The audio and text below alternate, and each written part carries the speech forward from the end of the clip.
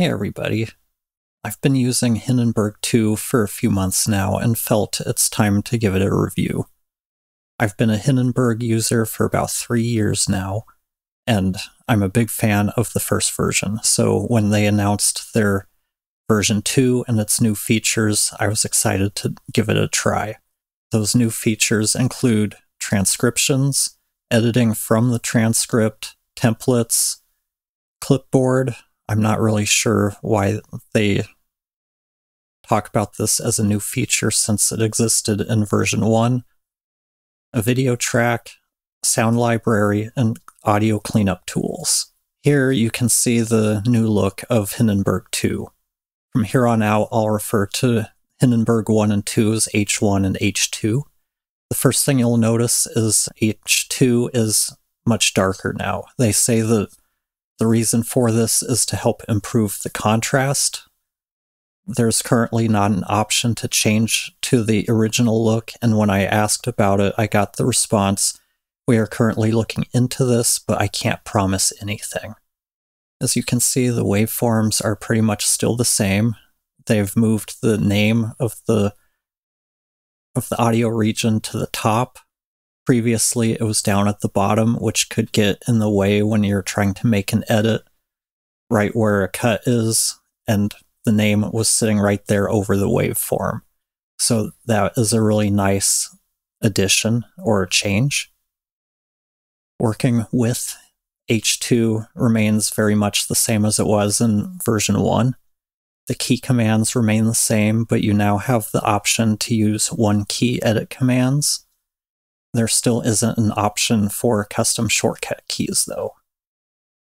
So transcribing the audio is easy enough. You just select the tracks you want to transcribe. Go to Tools, Transcribe, or you can use the key Command-Shift-T. It'll bring up the transcribe window. You have options to change the language, and if this was a single track audio recording with multiple speakers, you could select multiple speakers.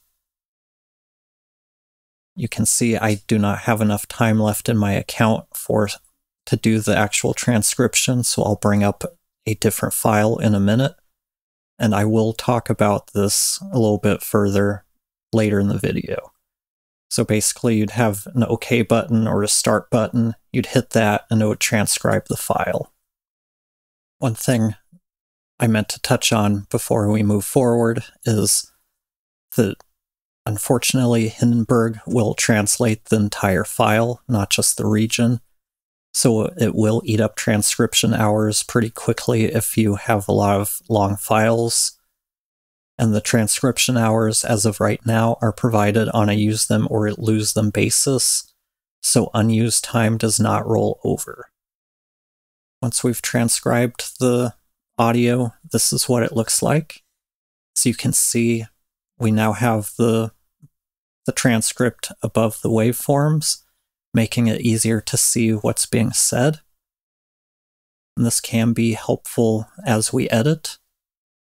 But the one thing we don't have is the transcript itself. So we can go into the tools.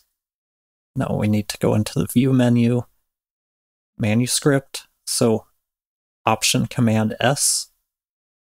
That brings up the manuscript window. We can resize this and reposition it as we want. So we can have it as a freestanding window. And move it over to the side. And put it down at the bottom. And put it up at the top. So we can position this wherever we want it. And like I said, we can resize it. And speaking of resizing, we can also resize each track individually now, which is a nice touch. One other new feature that they've introduced is we can choose different track colors, which can make it easy to quickly identify certain tracks visually. Now that we have the manuscript pane open, we can easily scan the transcript.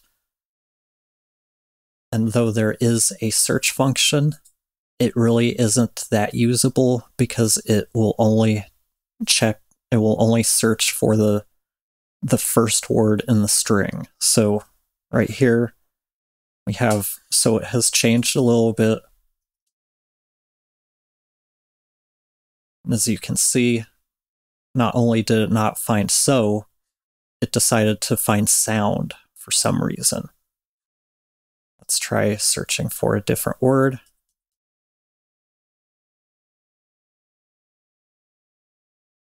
So we do a search for free music, and again, it only starts searching for free. So we can only search for one word at a time, making the search really kind of not that usable. And with free music, it doesn't even give me the option to go to the next instance of free. But if we take it and just do a search for free, now I can go through and search for all of the instances of it. And when we click on a word in the dialogue or in the transcript, it takes us to that point in the conversation. So that part works as we would kind of expect it. When we want to make a change, we can highlight the word, press C, or we can press Enter. It will turn the word red. Change it, hit Enter again, and it'll update. One other thing that does work as we would expect it is when you make changes to the audio, it is reflected in the transcript. A couple things to note with the transcript feature, though, is it does not have an auto-filler word removal function, so it's not going to act in the same way that Descript does. In fact, it doesn't seem to even transcribe ums. This is actually a good thing because it makes for a cleaner transcript and requires a little less work when trying to clean it up and put it out online. The transcript can be exported as text, SRT, VTT, JSON, or HTML. The other big quirk with the transcription is it is extremely sensitive. So if you're recording with someone else in the room, or in my case, someone's in the next room over, the bleed will also be transcribed. This means that we have to cut out all the parts where the person isn't speaking to make the transcript readable. So in this example, you can see that there's barely any noise here. So these two tracks, Jesse and Tara, were in adjoining rooms, but the door is closed, and you can see that there's very little in the way of audio here, and yet everything is being doubled. So we've got on Jesse and Tara's track, hello, hello, everybody, everybody. That's how sensitive this is. So the only way to fix that is to cut out all of these places where the other person isn't speaking. So now you can see that we have me speaking, then Tara, then me. So it starts to clean it up quite a bit. But that's a lot of work to have to do to be able to use the transcript as you would expect to use it. And since Hindenburg does not have a native strip silence feature, there's not a lot of options other than cutting out all of the bleed. And unfortunately, Magic Levels doesn't help with this. It would be really nice if Hindenburg would implement a real strip silence feature. Magic Levels, in my experience, doesn't really work well whenever there's crosstalk, so I don't use it. I'd hoped it had been improved in H2, but that does not appear to be the case. The next thing I was excited about was the option to use templates. We were able to set up templates before, but they've made it so much easier now in H2. We now have the option to save the file as a template, which makes it an option we can open from in the File menu. So here we go to File, New, and then we have our list of templates. So here I have a 4-channel template set up. We've got all of the different effects chains lined up. Here's my master chain. So it makes it really easy if I'm starting up with a new podcast. I can get this set up, figure out what plugins I need and don't need for this show, and then I can save this as a template so that next time it'll show up here.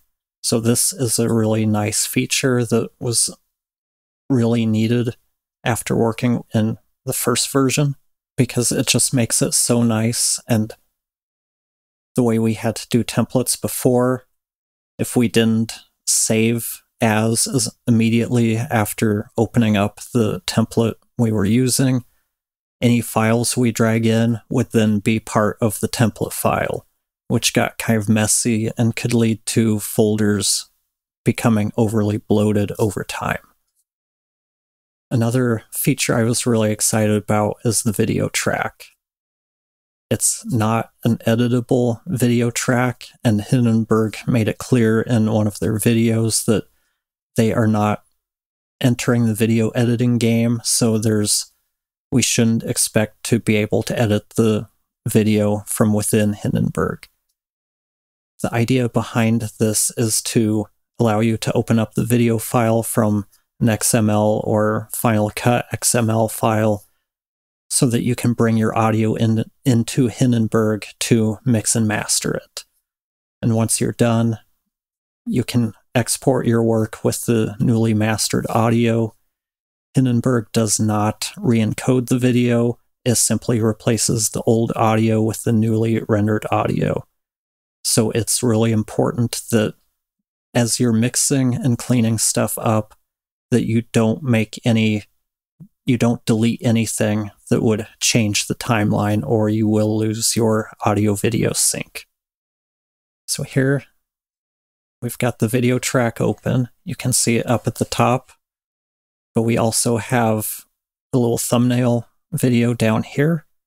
And if that is not visible, you can go to View, Video, or Alt-Control, or Alt-Command-V to bring up the video window. And just like the manuscript window, this can be repositioned and resized wherever you want it. So I think they did a really good job in thinking these panes out and giving the user a lot of flexibility in setting stuff up the way that works best for them. Now I want to talk about one of the biggest issues with the video track, and that's since we use the Open menu to open an XML file, we lose a couple of things. We no longer have the ability to use templates, so we have to load up each plugin we use one at a time for each track. And then if we're using presets, we have to go in and select that preset for each plugin. For me, this is typically 5 to 6 plugins per track and another 6 on the master. Since I tend to use the same plugin chains, it gets really old to have to load them up one by one each time I'm working on a new video project. And also, since we open it through the XML, it seems the audio doesn't get auto-leveled, so we do need to make it part of our procedure to immediately auto-level our tracks when we first bring them in, because if you forget to do it before you set up your mix and you're going through and realize after the fact you need to auto level, that will probably throw the mix off and have to kind of start over. So I see this as sort of one step forward and one step back in terms of making things easier in H2 to set up with templates. Another feature that Hindenburg is listing as a new feature is clipboards, but I'm not sure why or what has changed, because clipboards did exist in H1, and there really hasn't been any documentation or anything that I've found that shows what's new or different with the clipboard feature. Another new feature in Hindenburg 2 is its integration with Soundly. Hindenburg now includes a number of sounds from the Soundly library that you can use when working. You can find the Sounds window under View, Sounds, or Alt-Command-U. That brings up a search dialog, and this is going to require you to know what type of sound you are looking for. So, let's see. Let's look for barking dog. So it brings up animals, dog, mixed breed, bark, crickets in the distance, and I guess dogs barking, animals, dog barks next door.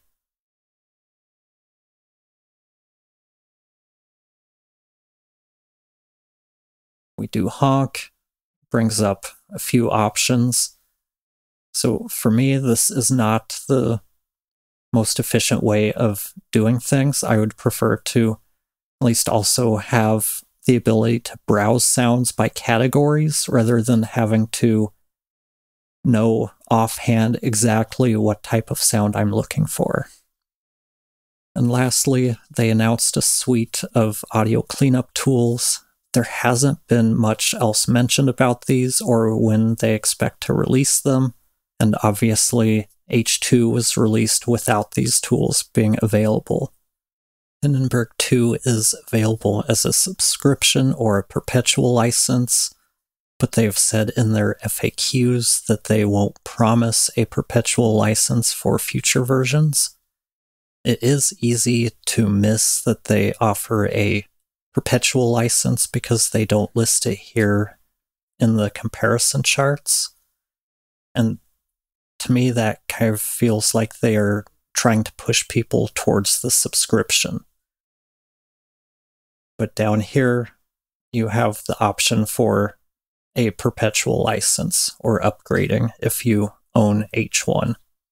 In the Hindenburg groups, there has been a lot of support for continuing the perpetual option because, as Waves found out earlier this year, a lot of people aren't on board with paying a subscription for software that isn't cloud-based. I really hope that Hindenburg doesn't go subscription only in the future, because that's sort of a surefire way to convince me that you care more about your profits than you care about your customers. So to recap, I'm a big fan of H1, and I purchased H2 when it was released, primarily for the transcription and video track, and after a couple of months of use, this is how I feel about the experience of using H2. Hindenburg has had a bit of a bumpy ride this year, starting with the poorly communicated beta test process, then the delayed release, and then the release of a fairly buggy H2. Communication from the company has been a bit sparse, aside from a few video events they've had to promote Hindenburg 2. Since Hindenburg licenses the transcription tech, Hindenburg 2 has to call home once a month to report how much transcription time has been used, and to me this seems reasonable, but the reality is the system it's just buggy. I'm having to log in multiple times a week. There was one day where I had to log in 3 times in one day, and this wouldn't be as big of a deal, but Hindenburg doesn't allow the use of password managers, so every time I have to log in, I have to go into my password manager, copy the password. On top of that little frustration, if for some reason I can't log in, like my internet is down or I'm on vacation and I don't have access to internet and it requires me to log in, I lose access to Hindenburg. To me, this is a deal breaker, and it's probably a deal breaker for a lot of people. We need to be able to access our software regardless of whether we have an internet connection or not. I can understand the calling home to report how much transcription time has been used, but there has to be some way for us to continue to use the software if we have a perpetual license and we don't have internet access. For me, it feels like there wasn't a lot of thought put into the experience of the perpetual license users. There's currently no way for us to purchase transcription hours. Their workaround is to have us pay for a subscription and then submit the receipt to them, and they'll refund us the difference. And along the lines of transcripts, it would be really nice if they allowed us to import our own transcripts or SRT files, since there are so many transcription options out there, and a lot of us have access to them on other platforms that we're already paying for. So it would be really nice if we could just import those transcripts into Hindenburg and use those instead of paying for use it or lose it transcription hours. As I said before, I've gotten so frustrated with the lack of preset plugin chains or channel strip settings that I've actually gone back to using Logic when doing audio work for video projects. The templates in Hindenburg are nice, but for my workflows, I still need the ability to save plugin chains. It might seem like a small thing, but it saves a huge amount of time when I'm setting up a new project. And while I'm talking about the video track, the idea is a good one, but to me, it's not well thought out. Since it requires an older version of Final Cut XML, which in the newer versions of Final Cut are no longer available, I'm having to open that XML file from Final Cut in DaVinci and then exporting it out of DaVinci in the older compatible version with Hindenburg. So I'm basically using DaVinci Resolve to translate because Hindenburg is using an out-of-date Final Cut XML protocol. So until Hindenburg figures out a way to let us quickly set up plugin chains, the video track feature for me is just too frustrating to use. Setting up 15, 18 plugins every time I edit a 2-person interview gets really old, and it's just an inefficient workflow. And I hope they add more plugin slots or find a way to make all the audio cleanup tools take up a single slot collectively. It's not uncommon for me to run out of slots when I'm working with problematic audio, and a common chain for even a decent piece of audio might look like noise reduction, reverb reduction, mouth declick, DS, EQ, compression, and a loudness meter. So right there is already 7 plugins, and being able to run a few more plugins in the chain would save me a huge amount of time, as I could likely skip the trip to RX. So expanding the number of slots available to 10, or even introducing buses, would help the workflow out a lot. So do I recommend Hindenburg 2 for podcast editors? If you are new to Hindenburg, I would still recommend it. Even though it's a little bumpy right now, I don't think there is a better podcast editing software out there in terms of it being easy to use and offering features that are most beneficial to podcast editors. It's not the cheapest option, but I feel for most of us, it's probably the best option out there. The new features are functional, but not necessarily well thought out. And I get the impression from seeing posts in the Hindenburg group that the user experience is a lot better for the subscription customers than it is for the Perpetual license users. Do I recommend upgrading from H1 to H2 Perpetual? At this point, unless you need the transcript editing, I would recommend holding off and just sticking with Hindenburg 1 until they smooth everything out and work all the bugs out. I have no doubts they will get there. How long that takes remains to be seen, but right now, things are a bit rough around the edges. I know it might sound like I'm down on Hindenburg, and I'm really not. I'm just frustrated that some of these new features don't seem to have been well thought out, but the ideas behind them are very solid. And hopefully, over the next year, 2 years, they find ways to implement these new features in ways that are going to provide a better user experience for their customers. Hopefully this has been helpful, and I'll talk to you all next time.